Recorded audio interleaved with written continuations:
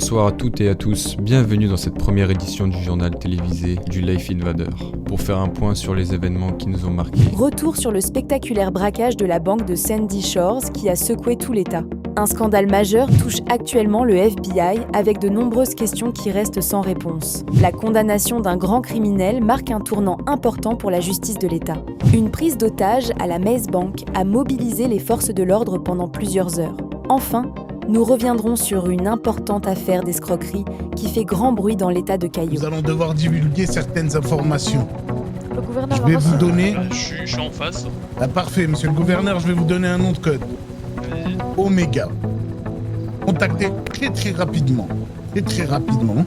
Très rapidement. Ou sinon, la population aura accès à certains documents. Selon plusieurs témoins, les braqueurs ont retiré leur masque afin de faire passer un message à la population et aux autorités. Vas-y, le dealer. Dealer, le Bonsoir. dealer. Masqué. Je pense qu'on s'est déjà vu par le passé. Voilà. James Pop, BPS. Et nous aussi, on est là pour les mêmes cas, là. Les mêmes cas que tous les mecs qui sont derrière moi. C'est les billets qui nous intéressent, pas le reste. On vient pour récupérer ce qu'on a à récupérer, après on se casse. Rien à foutre de ce gouvernement. Ce gouvernement, cet état corrompu. Tout ça là, rien à foutre. Les choses qui nous ont été volées, qui nous appartiennent maintenant. On les reprend et on se part avec. Après plusieurs jours d'enquête, l'affaire du braquage de la banque de Sandy Shores semble toucher à sa fin.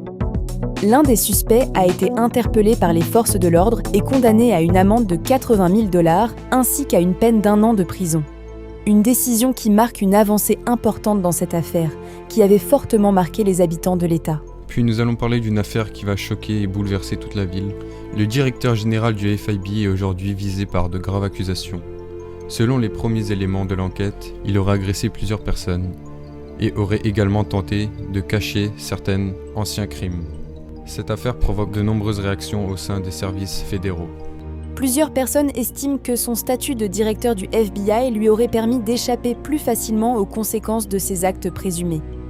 Ces accusations alimentent un important débat au sein de l'État, certains demandant qu'une enquête indépendante soit menée afin de faire toute la lumière sur cette affaire.